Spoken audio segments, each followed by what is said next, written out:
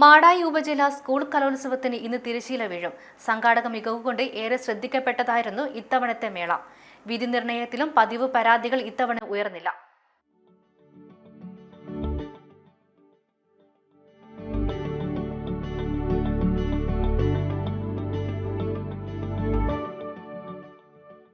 വിദ്യാർത്ഥികളടക്കമുള്ളവരുടെ വൻ ഒഴുക്കായിരുന്നു ഇന്ന് കലോത്സവ നഗരിയിലേക്ക്. 4 ദിവസമായി Cherukunnu government welfare higher secondary സ്കൂളിലും പരിസരത്തുമായി നടക്കുന്ന കലോത്സവത്തിലെ വിജയികൾക്കുള്ള ഷീൽഡുകളും ട്രോഫികളും ഫലകങ്ങളും സർട്ടിഫിക്കറ്റുകളുമെല്ലാം ഒരുങ്ങിക്കഴിഞ്ഞു.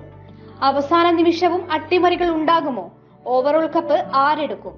മേളയുടെ അവസാന ദിവസവും പ്രവചനാതീതമാണ് കാര്യങ്ങൾ. LP, UP, high school, higher secondary school വിഭാഗങ്ങളിൽ നിന്നായി 91 സ്കൂളിലെ 4000-ഓളം വിദ്യാർത്ഥികളാണ് കലോത്സവത്തിൽ മാറ്റുരയ്ക്കാൻ എത്തിയിരുന്നത്.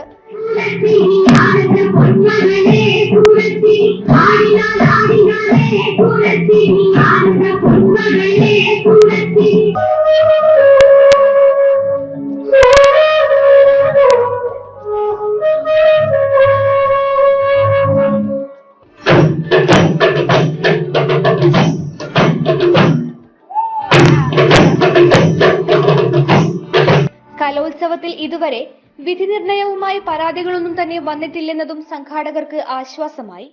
സമാപന സമ്മേളനം മുൻ MLA TV രാജേഷ് ഉദ്ഘാടനം ചെയ്യും.